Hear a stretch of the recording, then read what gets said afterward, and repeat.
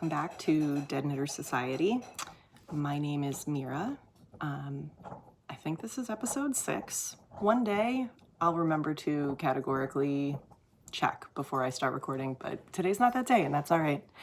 I'm really glad you're here. So let's see, I'm recording this on December 27th. So last episode we talked about how hashtag holidays are weird, and yes, they are. This year is the first without Mom, and it was also a year that in my co-parenting schedule we actually had our kids Christmas Eve, so we did all of our festivities on Christmas Eve, and then the day after Christmas was both the year anniversary of when we took Mom back to Rome, where she grew up. Put a picture of the first picture that I got with her. They had arrived on Christmas Day. My family arrived on the 26th, and I rounded a corner and saw my mom sitting there having lunch, glowing, just glowing. But it was also the 6-month anniversary of her death. So lots of feelings this week. So many feelings. Holy shit. Rich and I, my husband and I, went out last night and raised a glass to Mom. And I also asked the bartender to put a candle in a dessert so that we can just continue to celebrate her. I don't know.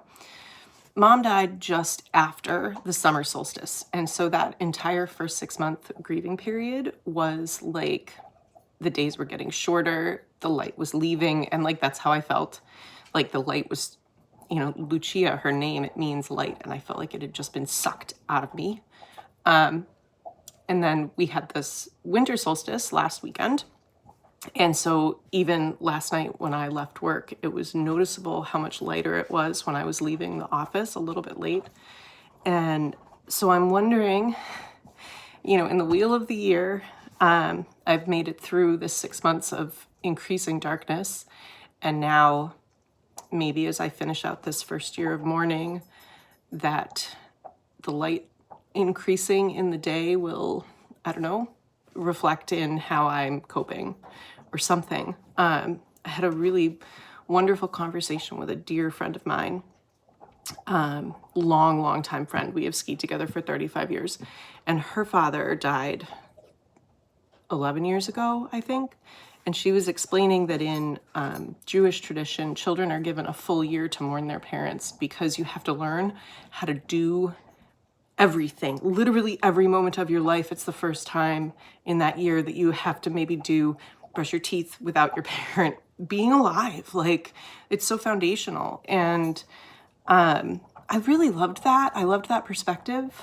It definitely made me feel better about how untethered I have been feeling. So a shout out to that wonderful friend for sharing that little piece of wisdom really when I needed to hear it, because I'm not sure I would have been ready to hear it otherwise.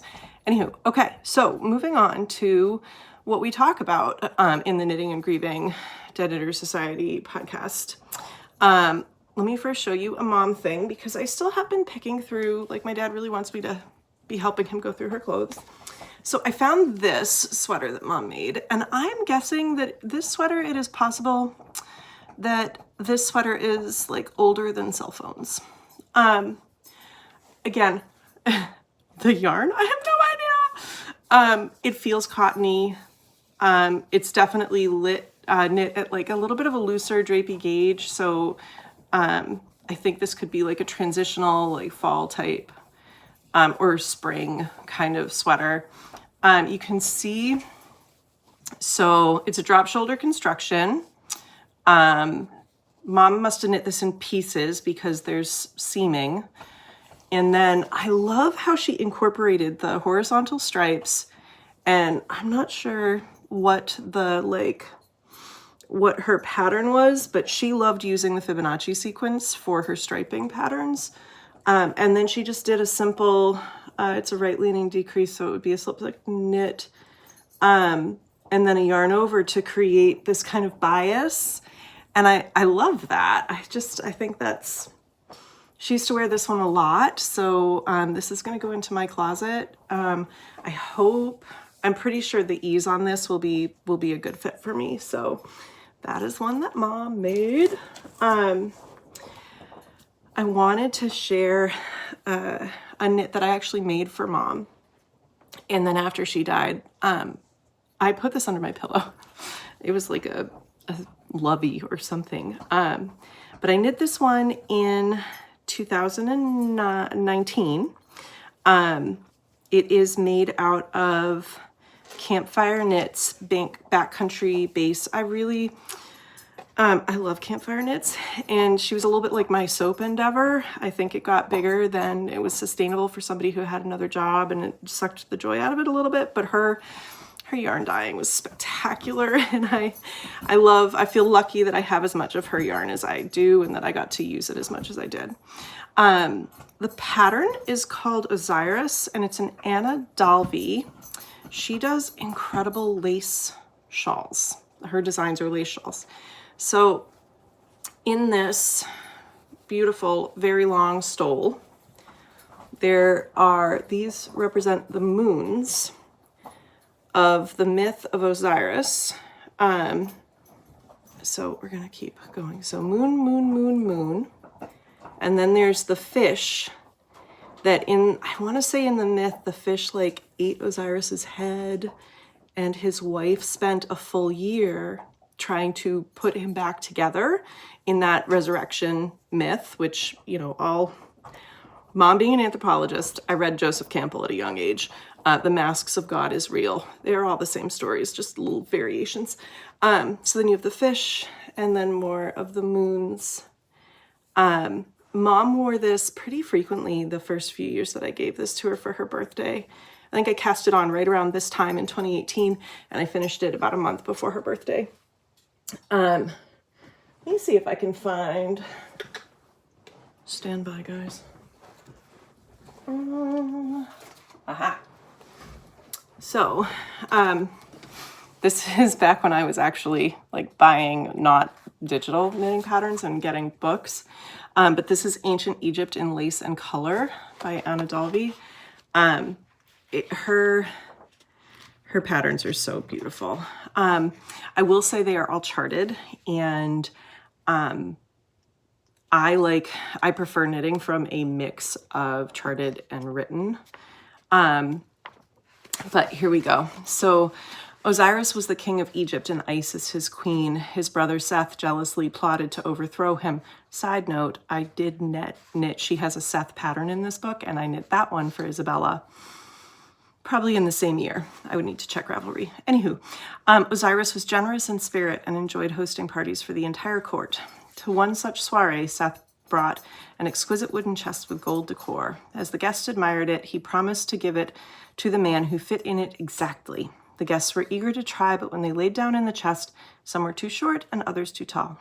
Seth knew that there was only one man who would be the right size for the chest, as he had already secretly acquired Osiris's measurements from his servant. When all the guests had tried and failed, Osiris climbed in and was exactly the right size. As the guests laughed at Seth for losing such a valuable piece to his brother, Seth and his supporters suddenly slammed the lid on the chest, nailed it shut, and sealed it with molten lead so that Osiris died. The chest had been transformed into a coffin, and Seth's supporters threw it in the Nile. Seth announced his brother's untimely death and declared himself king of Egypt. Osiris's coffin drifted down the Nile and hit the shore close to a cedar tree. After searching for the coffin for days and nights, Isis found it and brought it home. When Seth saw the coffin, he became very afraid. So one night he opened it, lifted out his brother's body, and ripped it into 14 pieces, one for each full moon during the year. He spread the pieces over Egypt, certain Isis would never be able to find them. Isis set out again to find Osiris and wandered Egypt for many years. Finally, she had gathered 13 of the 14 pieces, but the last piece... What I really meant to say here was that Mom loved this part of the story, like an homage to Lorena Bobbitt or something. Had been consumed Not what it really sounds like. Just I was almost forgive right. me. Different head. So she fashioned a phallus out of gold and brought Osiris back to life using all the magic she knew. They spent one passionate night together so that she could carry his child. After that, Osiris's body died, but his spirit lived on. Ra-Atum made Osiris the king of the dead. So I love mythology. Mom gave me, you know, that love and understanding of myth and how it connects cultures, and the stories are, they all have common pieces and threads. And I just found it really fitting that that piece that I knit for her that has since brought me so much comfort is based around that year of mourning that my friend was talking about. Like, it all seems connected, and I love that. So today's gonna be a little bit short just because you know, things, and also I'm not sure when I'm getting this uploaded, but that's okay. I wanted to show you progress on my SizzlePop because I really, really feel like I'll be wearing this for my birthday. So I finished one sleeve. Ta-da! I still have 2 of the stitch markers, just to remind me that between decreases 3 and 4, I need to put an extra row so that the mistake matches, and therefore is totally on purpose. But yeah, on Christmas night, I was able to start this second sleeve, and I'm already 2 decreases in. So I feel like this should go pretty quickly, and I'm hoping that I will be able to have this off the needles by New Year's Day, because I'll have a bunch of time to knit on it New Year's Day. And then I can block it while we're gone over the weekend. My birthday is the 6th, Three Kings Day, the Epiphany, La Befana, whatnot. So I am hoping that this will be my birthday digs. And that'll be nice to have that off the needles. And then we can look through all the works in progress and the stuff that I need to decide if I'm frogging it, and then look at my queue and go through the stash. So yeah, we'll talk about that next episode, I think. Anyway, as always, I'm so glad you're here and, you know, see fit to join me in these little musings and meanderings. I would love if you would subscribe and like and do all of that YouTube-y shit. Hit that little alarm button because I don't know about a schedule yet. But yeah, thank you so much for joining me. Again, this is Dead Knitter Society, and my name is Mira. Which is right now because I forgot to tell you about the end of my stitch marker advent. Here it is. To fill you in on the rest of the stitch marker advent. So I'm putting in a picture of this clip that'll show you the rest of the days. I'm pretty sure I forgot to show you a few. We're figuring it out, it's fine. But the Merry Christmas one for this was this. At first I was like, I don't know what this keychain is, but I figured out that it is like a holder for all of the various stitch markers. And obviously I still have some that are on the sleeve. I did love, I forget which day these were for. I want to say it was like the 23rd. But they are really sweet little mittens. Adorable. I'm still using some of them. I really loved this set of numbered lobster clasp ones. That's actually what I'm using for the second sleeve to count my decreases. And I did like this like Christmas 25th or Christmas 25th, December 25th. So that was very cool. The other thing that I did want to just update you on, because I haven't abandoned it, I had started the first exercise swatch from this Patty Lyons workbook, because as part of the Almanac project, where I'm using Barbara Kingsolver. Oh, my lands, y'all. I can't edit this shit out. I like, A, because I don't really know how to, and B, that would be inauthentic. Barbara Kingsolver is a different author whom I love dearly. Elizabeth Zimmerman. I was way the F off. Anyway, so many names. So as part of the Almanac project, I really want to like understand how to construct stuff. So that is the whole point of this knitter's workbook, is to really understand your stitches. So I went to my local yarn store on my lunch break and picked up this kind of rustic wool that is non-superwash. It is called Cautiva Wool Dreamers, and it is local, but I don't know to whom. It says it's local to people who live in Spain, so it's not local to me, but it is beautiful. It is not superwash, which is what the instructions call for. So basically, if I were to wash this in hot water and really agitate it, it would make a felted fabric, for non-knitters out there who might be listening to me blather about knitting and being sad. So I'm restarting this first exercise so that I can start going through this. Yeah.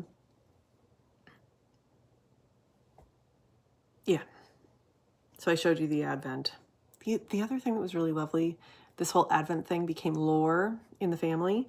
And my sister-in-law for Christmas got me Bon Maman jam, does little Advents with little like 1 ounce jam jars that are the cutest thing.